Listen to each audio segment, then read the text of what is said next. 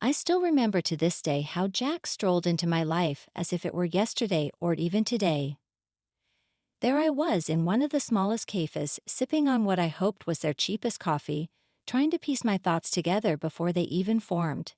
Then he entered. He wasn't carried by fancy light or backed by inspirational music, and there wasn't a golden retriever that barked upon his entrance. All I heard was the sound of the doorbell above my head and got a whiff of stale coffee and his strong aftershave. "Mind if I sit here?" he asked me with a smile and a nod towards the empty chair. "Go ahead," I said, trying to play it cool despite my surprise at his sudden appearance. We hit it off right away, like two peas in a pod. We had the same interests, from binge-watching cheesy TV shows to arguing over the best pizza topping. Pineapple, no doubt. Soon we were serious about each other, not just casually hanging out. It felt like we had known each other forever, and before we knew it, marriage was on the table. But then came the tough part. Let me tell you, his parents were a handful. Meeting them for the first time was like stepping into a lion's den with a juicy steak strapped to my back. They had this way of smiling while silently judging you, deciding if you were up to par or not. "You're the one Jack can't stop talking about, huh?" his mom said, her tone more frosty than friendly. "Yep, that's me," I replied, trying my best not to let her intimidating aura get under my skin. His parents wasted no time in expressing their desire for us to sign a prenup. I wasn't interested in their money, but their approach left a sour taste in my mouth. "I'll sign your prenup," I told them, "but here's the catch. If one of us cheats, the cheater owes $200,000. Jack looked stunned, like I'd slapped him with a wet fish. "Babe, I never cheat on you," he insisted, his expression dead serious. "Yeah, well, my ex said the same thing before I caught him cheating," I shot back. It was either the deal or nothing.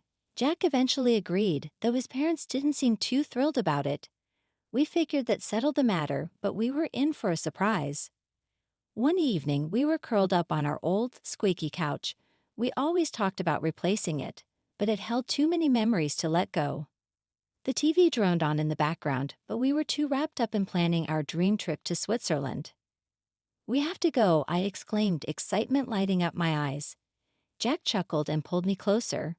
"Linda, you had me at food, but let's face it, our bank account is more suited for backyard camping than a fancy trip to Geneva." I nudged him teasingly. "Then we'll save up. We'll cut back on things we don't need, like your video games." He feigned shock. "Not the video games. Take my shirts, my shoes, even my beloved coffee maker, but spare the games." We shared a laugh. That was us in a nutshell, dreaming big while staying grounded in our simple life, and we were content. Our happiness didn't just lie in grand adventures, it was also in the everyday moments. Like Jack's attempts at cooking breakfast on Saturdays.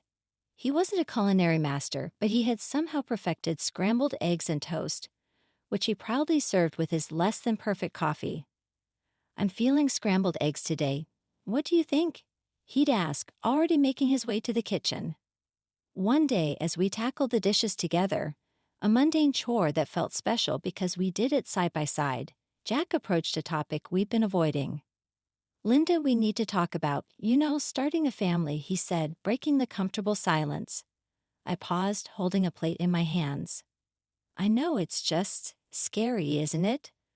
What if it doesn't happen for us?" Jack turned to me, drying his hands on a towel. "Then we'll face it together," he said, a mix of nerves and affection in his tone. "Together? But we won't know until we try, right? How hard can it be?" He chuckled, famous last words, huh? But that's us. Whatever life threw at us, we tackled it together. Even when his mom started dropping hints about wanting grandchildren every chance she got, we handled it. "Linda dear, when are you going to give me some grandbabies?" "You're not getting any younger, she'd say, her tongue sugary but her message clear as day. I'd hold my tongue, flash a smile, and chirp, "We're on it, right, Jack?"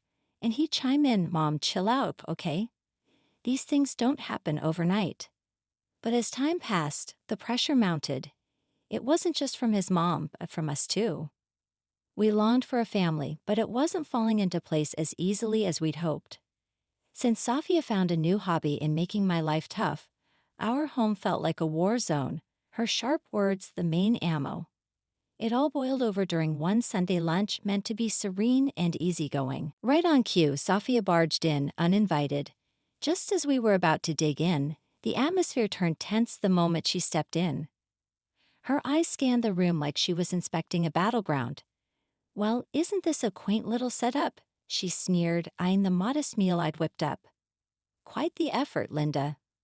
Looks like you've been slaving away in the kitchen all morning." Trying to keep the peace, I mustered a smile. "It's nothing fancy, Safia. Just something simple and quick. Please, take a seat." As we settled at the table, she launched into her usual spiel. "You know, Linda," Safia began, her tone dripping with condescension. "I was chatting with Mrs. Charlotte the other day, and she mentioned how her grandson just became a dad. It got me thinking, when are you and Jack going to give me some good news?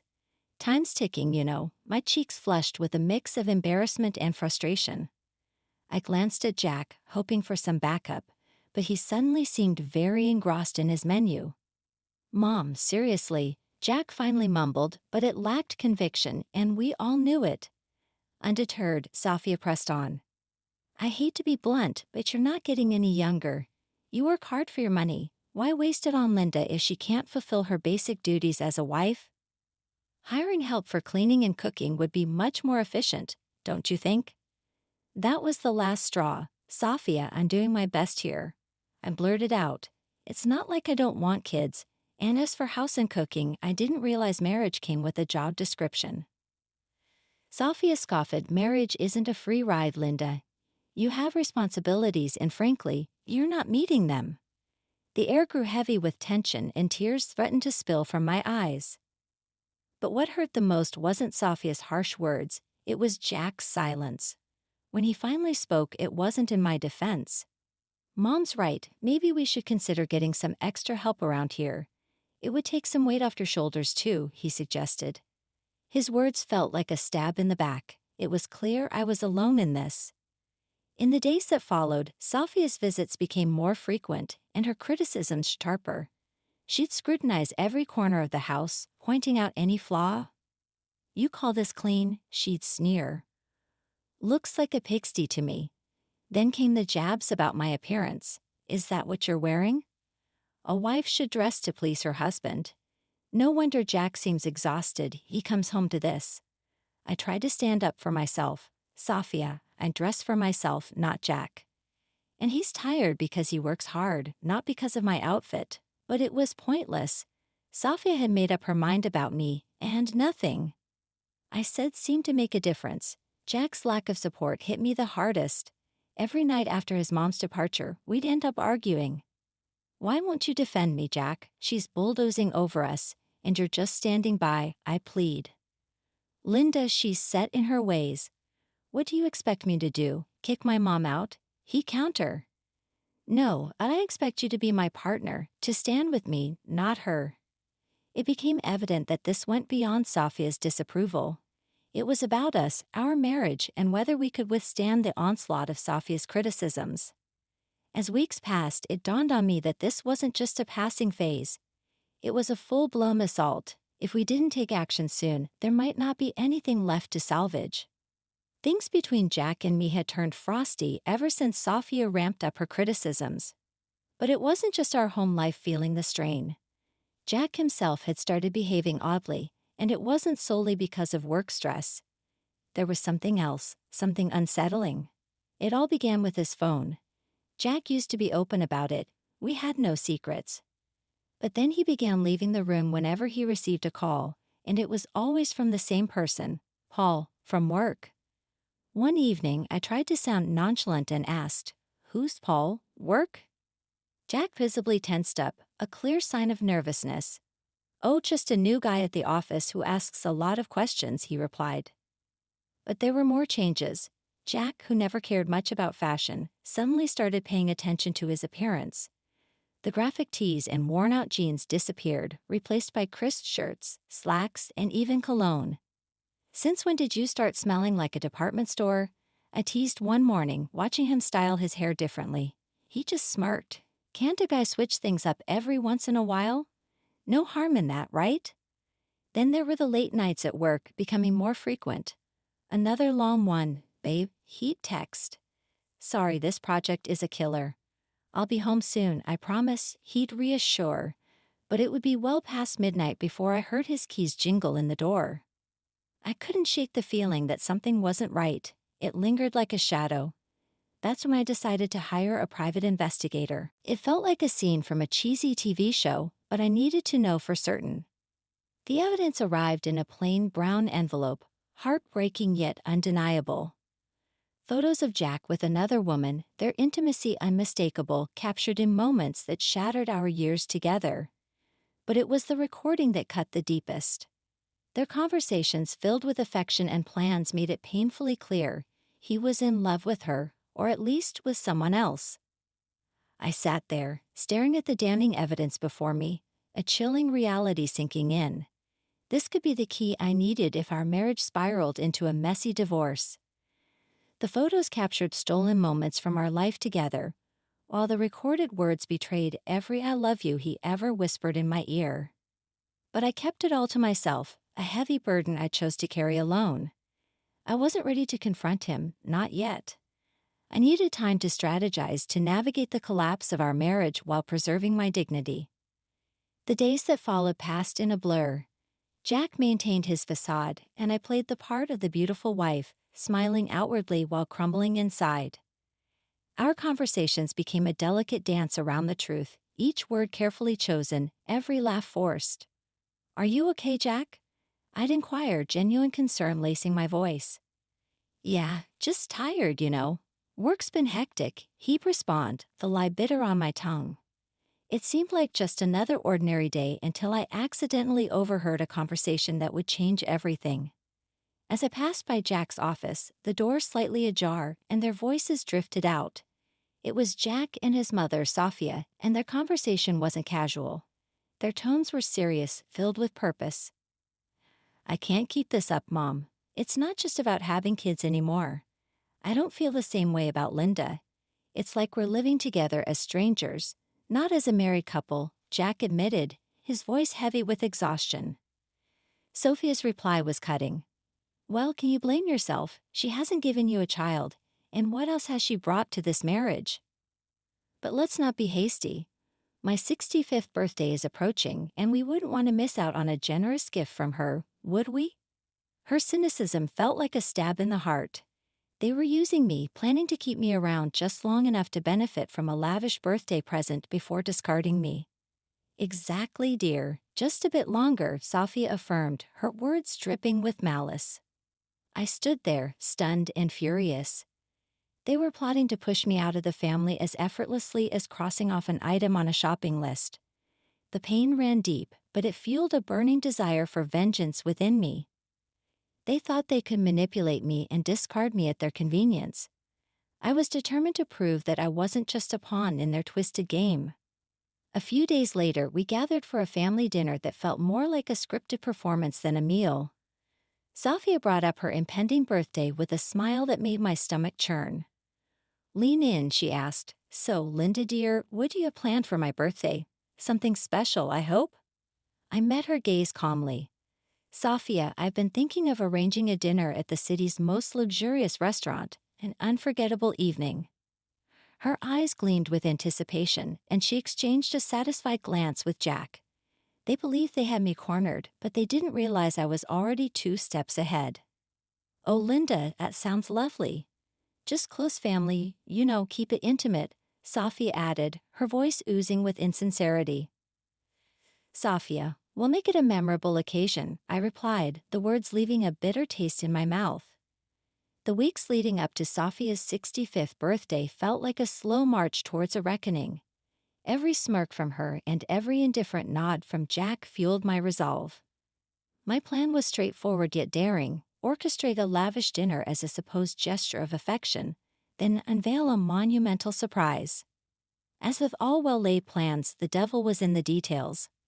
The night before the party, our home crackled with tension. Jack, oblivious to the storm brewing, lounged casually on the couch, absorbed in his phone.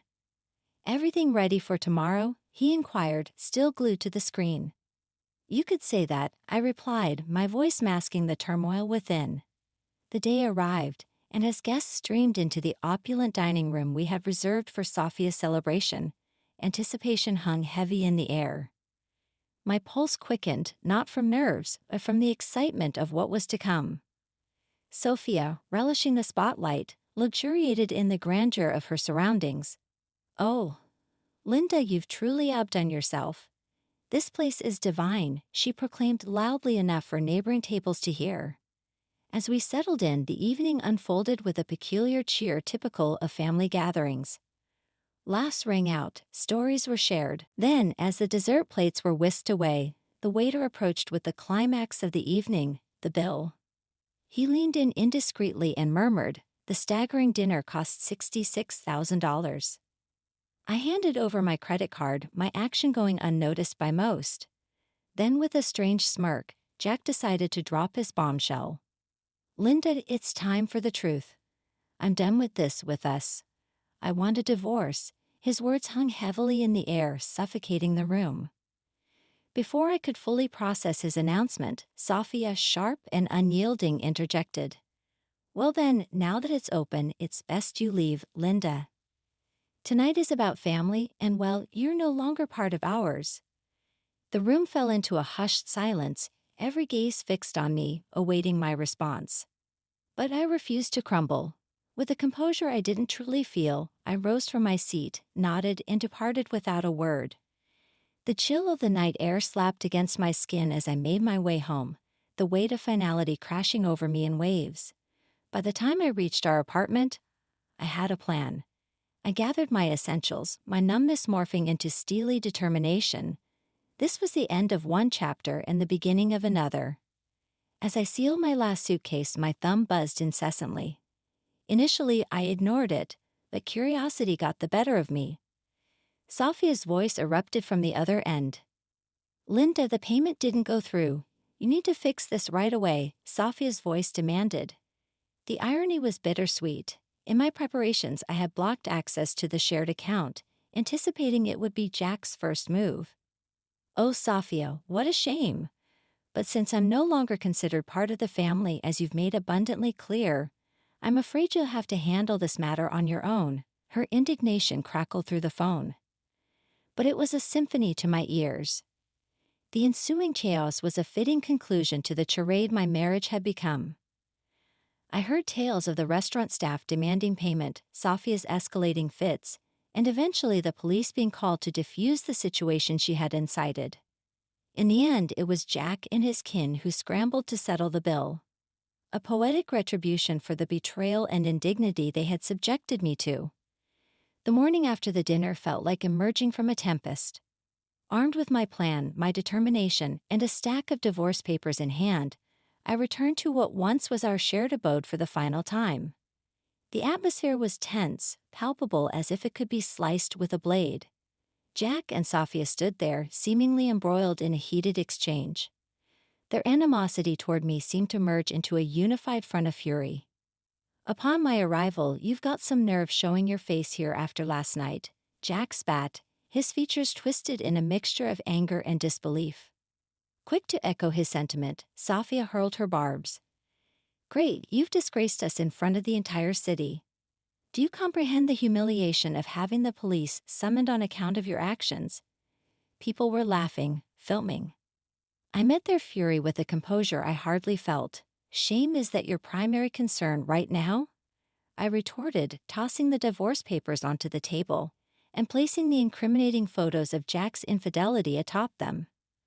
"Perhaps you should direct your attention to this instead." Jack's complexion drained of color as he picked up the damning photographs, with his mother looming over his shoulder. Their rage dissolved into shock, then morphed into panic as they comprehended the gravity of the situation. "And let's not overlook the prenup, shall we?" I pressed on, my voice unwavering. "You stray, you pay. Precisely $200,000. Sophia's features contorted into a snarl. "You wouldn't dare. You can't do this to us." "Oh, but I can and I will," I retorted, my voice devoid of warmth, resolute in my decision. Recognizing the gravity of the situation, Jack altered his approach. Please, let's discuss this. We can find a solution. I couldn't suppress a bitter, mirthless laugh. Find a solution. Do you think a few words can undo everything, Jack? It's over, Sophia. Ever the master manipulator, Sophia attempted to soften her stance. Linda, darling, think about what you're doing. This will destroy us. That ship has sailed, Sophia. You should have considered that before. There was finality in my words. The police shifted to desperate entreaties, their words a frantic attempt to salvage whatever remained. But my mind was resolute. I was done playing the victim, done with their deceit and manipulation. In the end, Jack had no recourse but to borrow money from his parents to settle with me. As I departed from that house for the final time, check in hand, I felt a burden lift from my shoulders. After all that transpired, I was finally liberated. I used the money from Jack to secure a down payment on a modest yet snug abode of my own. It's remarkable how much tranquility you can find in a residence that's solely yours, where each nook feels like a sanctuary away from the tumult of the past. Life is calmer now, and I wouldn't have it any other way. I have a job that keeps me occupied, amiable neighbors who offer nods and smiles, and a petite garden that's entirely mine to tend to. Occasionally, I catch wind of gossip concerning Jack and Sophia. Just the other day, while grabbing coffee from the local spot frequented by the community, I bumped into an acquaintance from the old neighborhood. After some polite chit-chat, they leaned in, lowering their voice, and whispered, "Hey, have you heard the latest scoop about your ex and his mom?" Their eyes gleamed with intrigue. I arched an eyebrow, intrigued yet detached. Can't say that I have. Do share. They seemed to relish divulging the news. Sophia isn't too thrilled with Jack's new girlfriend. Rumor has it, they're quarreling like there's no tomorrow. Puts your situation in a whole new light. We moved on from the topic. But as I strolled away with my coffee, I felt a profound sense of relief. There was a time when such news would have unsettled me. But now it's simply another chapter in someone else's tale. These days, my greatest worries revolve around whether my tomatoes will ripen before the squirrels snatch them, or if I'll ever master yoga without resembling a newborn deer. Life is simpler, quieter, and considerably sweeter on this side of the chaos.